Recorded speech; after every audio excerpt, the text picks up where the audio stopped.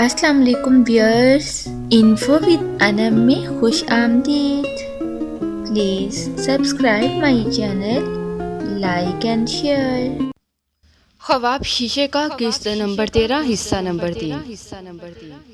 گھر میں خاموشی صحیح مگر محرمہ اور موہت کے نکاح کی تیاریاں شروع ہو گئیں تو محرمہ کا دل گویا کسی نے مٹھی میں کر لیا۔ تم سے نکاح کے بعد میرے لیے باعزت راستہ موت ہے موہت، سو اس رشتے کے قائم ہونے کے بعد بھی اپنی حدود و قیود یاد رکھنا۔ محرمہ نے کچھ اس قدر نڈر انداز میں موہت تک اپنی بات پہنچائی کہ وہ ساکت سا رہ گیا، پھر اس کی بازو تھام کر اسے ہلایا اور اسے جھٹکا دیتے ہوئے دانت پیس کر بولا، تم کیا سمجھتی ہو لو میرج کر رہا ہوں تمہارے ساتھ، یا اتنا ہی بیچارہ ہوں کہ اور کوئی رشتہ نہیں مل رہا مجھے؟ ماما کا کہا نبھا رہا ہوں بس، ورنہ کوئی اٹریکشن نہیں تم میں اور نہ اس رشتے میں میرے لیے۔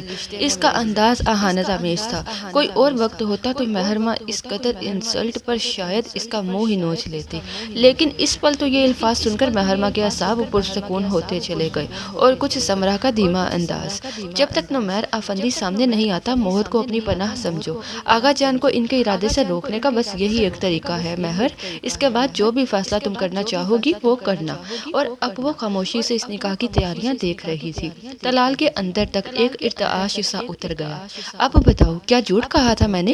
کیسے چکر چلا کر آغا جان کا ملینر پوتا ہاتھ کیا ہے اس نے؟ تزئین کو تو طلال کی اڑی رنگت نے مزہ ہی دے دیا تو تمسخرانہ بولی۔ اس روز کی لڑائی کے بعد بامشکل ان کے تعلقات معمول پر آئے تھے کہ اب تزئین نے ایک نیا بھالا سیدھا دل میں کھبو دیا۔ طلال کو وقت لگا خود کو سمیٹنے میں۔ وہ میں ہی ہوں طلال نوید جس نے سچی محبت کی تھی تم سے، اور جو تمہارے اتنے نادر اسلوب کے بعد بھی تمہارے ساتھ ہی رہ رہی ہوں، وہ احسان جتانے والے انداز میں بولی۔ مگر وہ یوں بپھرے گا یہ تزئین کے وہم و گمان میں بھی نہ تھا۔ تو مت کرو برداشت یہ ناور اسلوب، طلاق لو اور گھر جاؤ، مگر اپنی خود ساختہ محبت کا احسان میرے سر مت دھرو۔ تمہاری سچی محبت کی ہی نظر لگی ہے ہمیں۔ اس کا بازو دبوچ کر بے رحمانہ انداز میں جھنجھوڑتے ہوئے گھر آ کر بولا تو وہ طلال کی شفاف گرفت میں درد سے بلبلا اٹھی، زبردستی اپنا بازو چھڑوا کر چلائی، جو محبت تھی ہی نہیں اسے نظر کیا خاک لگتی؟ تم اس کے لیے محض ٹائم پاس تھے طلال نوید، اب تو سمجھ جاؤ اس حقیقت کو۔ بکواس بند کرو اپنی۔ وہ مٹھیاں بند کیے خود پر ضبط کی کوشش میں ہامپا گھر آیا۔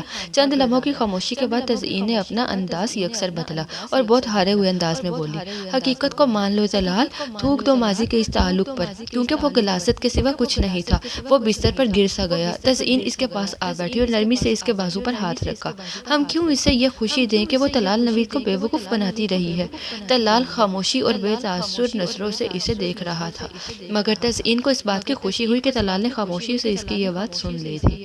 مجھے بہت ضروری کام سے ایک ہفتے کے لیے آؤٹ آف کنٹری جانا ہے تزئین، یہ فنکشن اٹینڈ نہیں کر سکوں گا۔ وہ لاؤنج میں سب کے بیچوں بیچ محرمہ کے نکاح کا انویٹیشن لیے بیٹھی پلاننگ کر رہی تھی جب طلال نے اسے صاف لفظوں میں بتا دیا۔ تزئین نے ناپسندیدہ نظروں سے اس کی طرف دیکھا۔ پہلے ہی اس گھر میں سے محض وہ اور طلال شریک ہونے والے تھے، مگر اب طلال کے علل اعلان انکار پر وہ محض تلملا ہی سکتی تھی۔ یوں بھاگ بھاگ کر سب کو اپنی طرف متوجہ مت کرو طلال، جب تمہاری نیت صاف ہے تو ڈرتے کیوں ہو مہرو کا سامنا کرنے سے؟ اس کے بے باک اور نڈر الفاظ ماما کو کنگ کر گئے۔ اس پر طلال کی پرضبط خاموشی، وہ مزید کچھ کہے بنا اٹھ کر کمرے میں چلا گیا تو ماما سخت انداز میں تزئین کو ٹوکے بنا رہ نہ سکی۔ اپنے رویے پہ غور کرو تزئین، اس طرح تو تم محض اپنی زندگی مشکل ہی بنا رہی ہو۔ اگر وہ محرمہ سے کتراتا ہے تو اسے کترانے دو، ان کے رشتے میں لحاظ پیدا ہونے دو۔ وہ سر جھٹک کر پھر سے انویٹیشن دیکھنے لگی جہاں مہر اور موہت کا نام ساتھ ساتھ لکھا تھا۔ اسے تسلی دے رہا تھا کہ بالآخر محرمہ نامی کانٹا اس کی زندگی سے نکل چکا تھا۔ تم بالکل ٹھیک جا رہی ہو تزئین، اتھرے گھوڑے کو لگام ایسے ہی ڈال کر رکھی جاتی ہے، پرانی یادوں کی چابک مارتے رہنا چاہیے اسے تاکہ سزا کی نصیحت اور خوف رہے۔ ماما کے جانے کے بعد ہی اس کی جیٹھانی نے متاثر ہونے والے انداز میں اسے سراہا تو وہ ٹھنڈے دل سے مسکرا دی۔ آپ اسے حالات سے بھاگنا کہیں یا کچھ اور ماما، لیکن میں کسی طور پر اس فنکشن میں شریک نہیں ہونا چاہتا۔ تزئین کو باتیں بنانے کا موقع مت دو طلال، ایک تو پہلے ہی تمہارے پاپا تمہارے جلد بازی کے فیصلے کے بعد ابھی تک ناراض ہیں، اوپر سے روزانہ کوئی نہ کوئی ایسی بات ضرور ہو جاتی ہے جس سے گھر کا ماحول خراب ہو رہا ہے۔ وہ خود تزئین کی خود غرضانہ فطرت سے عاجز آ چکی تھی، مگر یہ وہ مسئلہ تھا جس کا فوری حل نہ تھا۔ اس کی عادت ہے بک بک کر کے خود ہی چپ کر جانے کی، اور ویسے بھی شام کو جانا ہے افندی ہاؤس تو آنٹی سے معذرت کر لوں گا، تزئین کو بولنے کا موقع ہی نہیں ملے گا۔ وہ ان کی پریشانی بھانپ کر انہیں تسلی دیتے ہوئے بولا تو انہوں نے غائب دماغی سے سر ہلا دیا۔ کام سے ضروری تو کچھ بھی نہیں ہوتا بیٹا، اب معمولی سی بات کے پیچھے لاکھوں کا نقصان تو نہیں کر سکتے نا، تم خیر سے جاؤ، تزئین کی تو رشتہ داری ہے، وہ خود نبھا لے گی۔ سائرہ چچی نے طلال کی زبانی فنکشن کے دنوں میں ملک سے باہر جانے کی خبر سن کر ہی طمانینت محسوس کی۔ تزئین کو برا لگا، ہم نے ایسا کیا جرم کیا جو بھاگتے پھرے امی؟ چچی جان نے تنبیہی نظروں سے بیٹی کو دیکھا اور پھر بہانے سے کچن میں جا کر اس کی کلاس بھی لے لی۔ اچھا ہے وہ دور ہی رہے اس جادوگرنی سے۔ طلال کو چھوڑا تو موہد اور اس کی ماں کو قابو کر لیا۔ کیوں اسے امتحان میں ڈالتی ہو؟ جانا چاہتا ہے تو جانے دو اسے، آگ اور پانی کو قریب کرنے کی بے وقوفی مت کرو۔ انہوں نے بھی تقریباً اس کی ساس والی ہی بات کی تھی۔ تزئین منہ بناتی سن رہ گئی۔ تنہائی پا کر طلال نے ریلیکس ہو کر صوفے کی بیک سے ٹیک لگائی اور جلتی آنکھیں موند لی۔ سرخی اب جن کا مشکل حصہ بن چکی تھی۔ تزئین اسے ڈرائنگ روم میں بیٹھا کر جانے کہاں نکل گئی تھی۔ اس نے آنکھیں کھول کر چھت پر نگاہ جمائی۔ اگر بات محض تزئین کی ہوتی تو وہ شادی کے بعد اس گھر میں کبھی بھی نہ آتا، مگر مجبوری یہ تھی کہ اس گھر میں محرمہ افندی بھی رہتی تھی، اور اس سے لاکھ نفرت کرنے کے باوجود دل کے کسی کونے میں اسے ایک نظر دیکھنے کی چاہ برقرار تھی۔ مگر نفرت ہو جانے اور خود کو نفرت کرنے پر مجبور کرنے میں زمین و آسمان کا فرق ہوتا ہے۔ وہ سیدھا ہو بیٹھا تو نظر بے اختیار سامنے مصنوعی پھولوں کی ٹوکری پر پڑی جس میں کچھ خوش نما سے کارڈز رکھے ہوئے تھے۔ اس سے تھوڑا سا آگے جھک کر ہاتھ بڑھا کر ایک کارڈ اٹھا لیا، اور کارڈ کھولتے ہی اسے ایک صدماتی جھٹکا سا لگا۔ یہ موہد اور محرمہ کے نکاح کا کارڈ تھا۔ طلال کو اپنا دل کچھ رکتا ہوا محسوس ہوا، پھر اشتعال کی خفیف سی لہر نے اسے اپنی لپیٹ میں لے لیا، اور اسی اشتعال کے تحت اس نے کارڈ کے ٹکڑے کرنا شروع کر دیے۔ ملاحہ فرزین، وہ اپنے دھیان آواز دیتی اندر چلی آئی۔ طلال کارڈ کے ٹکڑے ہاتھ میں لیے بے اختیار اٹھ کھڑا ہوا۔ محرمہ کا تو جیسے کسی نے سارا خون ہی نچوڑ لیا ہو، مگر طلال کسی اور ہی کیفیت میں تھا۔ ڈی گریڈ ہونے کے احساس اور شدید نفرت کے بوجھ تلے دبے طلال نے چند قدم آگے بڑھ کر ساکت کھڑی محرمہ کے چہرے پہ وہ ٹکڑے اچھال دیے۔ یہ ہے تمہاری اصلیت۔ محرمہ کے چہرے پہ جیسا کسی نے تھپڑ کھینچ مارا ہو۔ اس نے بے اختیار سسکی بری، مگر اگلا لمحہ اس سے بھی زیادہ سنگین تھا جب پیچھے سے آگا جان کے ساتھ اندر آتے موہد نے کلائی سے پکڑ کر محرمہ کو ایک طرف کیا اور ایک مکہ طلال کے جبڑے پر دے مارا۔ کہا تھا نا اس سے دور رہنا۔ اسے گریبان سے پکڑے ایک اور مکہ اس پر تانتے ہوئے موہد گھر آیا۔ آگا چند مکہ کی نزاکت دے کر فلفور بیچ میں آ گئے۔ تزئین نے رو رو کر آنکھیں سجا لی۔ اب کیا میرے شوہر کی کوئی عزت نہیں یہاں؟ سائرہ چچی کا کلیجہ بھی جلا ہوا تھا۔ گھر میں طلال کے جانے کے بعد کشیدگی پھیلی ہوئی تھی۔ اگر موہد کا گھنسا قابل مذمت ٹھہرا تھا تو وہیں طلال کا محرمہ کے منہ پر کارڈ پھینکنا بھی بدتمیزی کے زمرے میں آیا تھا۔ محرمہ الگ موہد کے ساتھ الجھی۔ تم کیوں بیچ میں آئے؟ یہ میرا اور طلال کا معاملہ تھا۔ میں آلریڈی بیچ میں آ چکا ہوں اور تمہارے اس کے سب معاملے اب ختم ہو چکے، سمجھے تم؟ موہد غصے سے دانت پیس کر بولا۔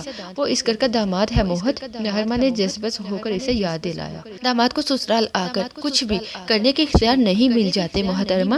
آغا جان بیچ میں آ گئے، ورنہ میں اسے آج اچھی طرح بتاتا کہ داماد کو سسرال آ کر کس حد میں رہنا چاہیے۔ اینڈ مائنڈ دیٹ، آئندہ تم اس شخص کی حمایت کرتی نظر نہ آؤ مجھے، وہ بگڑ کر بولا۔ میں بس حقیقت کہہ رہی ہوں، میرا اس سے ایسا کوئی رشتہ نہیں کہ میں اس کی حمایت کروں۔ محرمہ بھی برا مان گئی۔ اور پھر وہ شام آئی جس میں محرمہ افندی ایک بار پھر امتحان سے گزری۔ ایک سن سی کیفیت اس کی حساسیت کو منجمد کر رہی تھی۔ اللہ ہی جانتا تھا محرمہ کی قسمت میں نمیر اور موہد میں سے کون لکھا تھا۔ تائی جان کا بس نہ چلتا تھا کہ وہ نمیر سے پیچھا چھوٹنے پر شکر بجا لاتی۔ کافی دنوں سے نمیر کا کوئی فون نہیں آیا تھا۔ انہیں پوری امید تھی کہ وہ کہیں مر کھپ گیا ہوگا۔ نکاح نامے پر سائن کرتی محرمہ کو اپنے گرد سفید سی دھند پھیلتی محسوس ہوئی اور وہ حساس کھو کر ملاحہ پر لڑک گئی۔ وہ بے ہوش ہو چکی تھی، اس کے اعصاب اتنا دباؤ برداشت نہ کر پائے تھے۔ وہ کمرے میں اندھیر کیے بیٹھا تھا، دماغ میں سوچوں کا اردام تھا، لیکن ذہن منتشر اس قدر کہ کسی ایک بھی سوچ پر مرتکز رہنے کی سخت نہ رکھتا تھا۔ اس کا موبائل وقفے وقفے سے بج رہا تھا۔ اس نے کتنی بار نظر انداز کیا، مگر اب اٹھائے بنا کوئی چارہ نہ تھا۔ مبارک ہو نمیر آفندی، آج تمہاری بیوی موہد آفندی کے کے نکاح میں آ گئی ہے۔ تلخ سی آواز نے اس کی سماعتوں میں جیسے سیسا انڈیلا تو وہ ساکت سا رہ گیا۔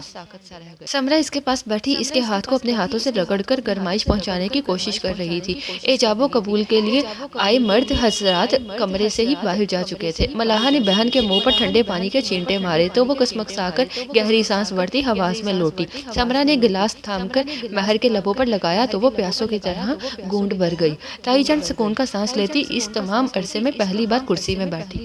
حوصلہ کرو میری جان، کانٹوں پر چلنا ہو تو پیروں سے زیادہ دل مضبوط ہونا چاہیے، اور سب سے بڑھ کر ارادہ۔ ہمت دینا تو پھر اللہ کے ذمہ ہے نا۔ سمرہ چچی کا لہجہ نرم اور نمکین اور سے ڈکا ہوا سا لگتا تھا۔ مہرماں کی آنکھیں بھر آئی، اپنی برباد ہوتی زندگی کا دکھ ٹوٹ کر حملہ آور ہوا تھا۔ وہ بلک اٹھی۔ میں ہی کیوں چچی جان، کس گناہ کی پاداش میں یہ آزمائش اتری میرے اوپر؟ آزمائش گناہ کی پاداش میں نہیں بلکہ بندے اور اللہ کے تعلق کو آزمانے کے لیے اتاری جاتی ہے مہر۔ اور اگر ہم سکھ اور خوشی بٹورتے وقت اللہ سے یہ سوال نہیں کرتے کہ میں ہی کیوں، تو غم اور آزمائش کے وقت بھی نہیں کرنا چاہیے۔ مہرماں کی آنکھوں سے آنسو ابل پڑے مگر وہ کچھ بھی نہ بولی۔ صبر تو اب آتے آتے ہی آئے گا نا، سائرہ چچی نے مصنوعی دکھ سے آہ بھری۔ صبر کی شروعات آپ کر لو تو باقی کا صبر اللہ آپ پر انڈیل دیتا ہے سائرہ، مگر شرط ہے کہ آزمائش کے پہلے مہر میں صبر کیا جائے۔ واولا کرنے کے بعد تقدیر کے ہاتھوں خود کو بے بس مان کر چپ ہونا صبر نہیں کہلاتا، وہ آپ کی مجبوری ہے۔ سمرہ کا لہجہ ٹھہرا سا ہوا تھا۔ کمرے میں اب صرف مہرماں کی سسکیوں کی آواز گونج رہی تھی۔ اب صبر کے سوا اور کوئی چارہ باقی نہ تھا۔ نمیر کا دماغ جنجنا اٹھا۔ سومیا کے لب و لہجے کا تلخی بھرا طنز کسی بھالے کی طرح سیدھا دل میں کھپ گیا۔ اس کا وجود بدلے کی آگ میں بڑھ بڑھ جل رہا تھا، اسی لیے سومیا کا بھرپور طنز اس کے زخموں پر چابک کی طرح پڑا۔ وہ وہاں سے کھال ادھیڑی تو تمام زخم پھر سے رسنے لگے۔ موہد آفندی، اس کی آنکھوں میں ضبط برداشت کی خفیف سی سرخی اتر آئی۔ اسے یکلخت ہی بہت کچھ غلط ہونے کا احساس ہوا۔ تمہیں میری ضد اور انتقام کی اس جنگ کے بیچ نہیں آنا چاہیے تھا۔ یہ آفندی ہاؤس والوں کی اور میری انا کا کھیل تھا۔ تمہیں خود کو اور مجھے امتحان میں نہیں ڈالنا چاہیے تھا۔ یہ نمیر وقار کی جنگ تھی، اسے میں تنہا لڑتا۔ میں تمہیں اپنے مقابل کبھی پانا نہیں چاہتا۔ کمرے میں اے سی کب سے بند تھا، حبس زوروں پر تھی۔ اس نے کھڑکی کھول دی۔ اس بار ساون کی بارش موسم کو خوشگوار بنا رہی تھی۔ ہوا کی تیزی کے ساتھ بارش کی پھوار اس کے تپتے چہرے اور وجود سے ٹکرائی تو لمحہ بھر کے لیے اس نے آنکھیں موند لی۔ سکون کی لہر نے اندر ابلتے آتش فشاں پر جیسے چھینٹا سا مارا ہو۔ اور مہرماں آفندی، اس کے لیے تمہیں بالکل بھی اسٹینڈ نہیں لینا چاہیے تھا موہد۔ اس کا یہ قصور کیا کم ہے کہ وہ صدیقہ بیگم کی بیٹی ہے؟ مانا کہ وہ بے قصور ہے، مگر میں بھی تو صرف زرنگار کا بیٹا ہونے کی سزا کاٹ رہا ہوں۔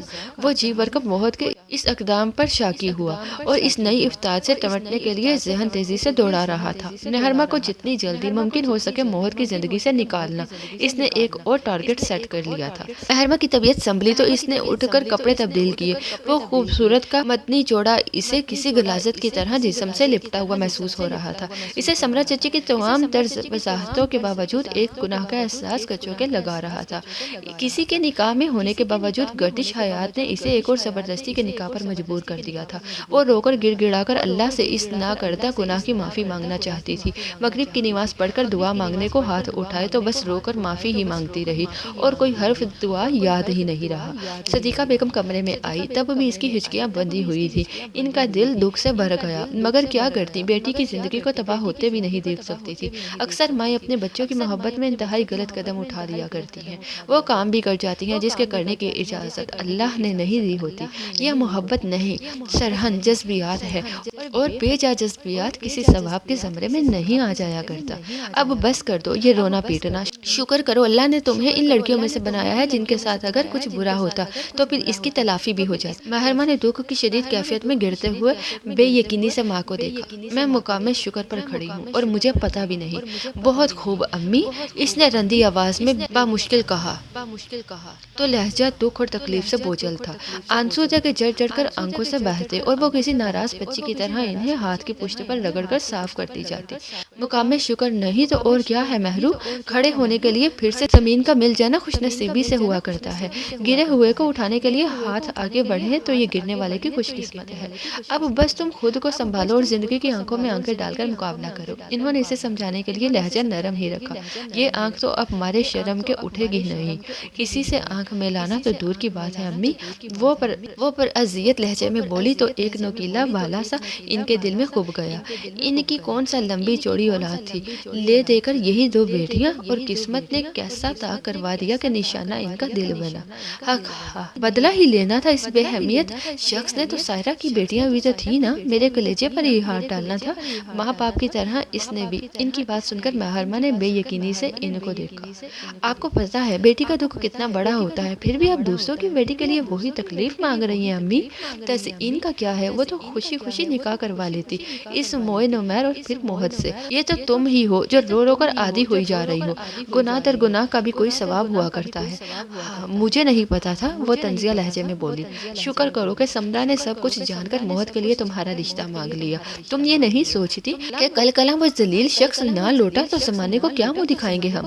یہی تو ہمارا المیہ ہے امی، زمانے کو دکھانے کے لیے ہمیں ہر عیب سے پاک منہ چاہیے، اور اللہ کے لیے گناہوں سے لتھڑا ہوا منہ بھی چلے گا، اسی لیے تو عذاب مسلط ہے ہم پر۔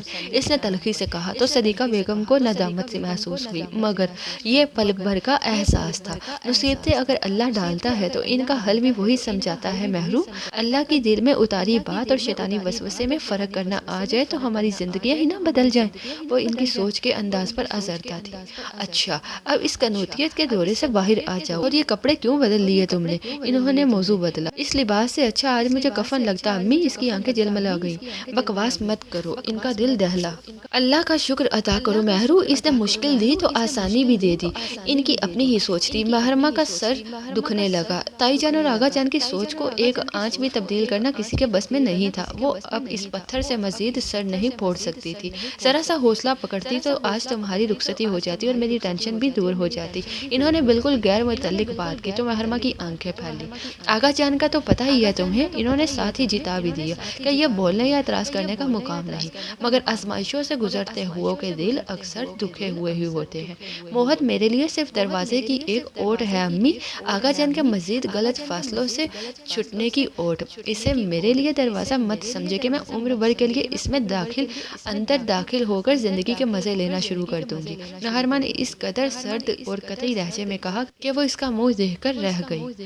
جاننے کے لیے دیکھتے رہیے انفو ود انم۔ خواب شیشے کا محرمہ کی شادی نمیر آفندی سے ہی ہوئی یا موہد آفندی سے؟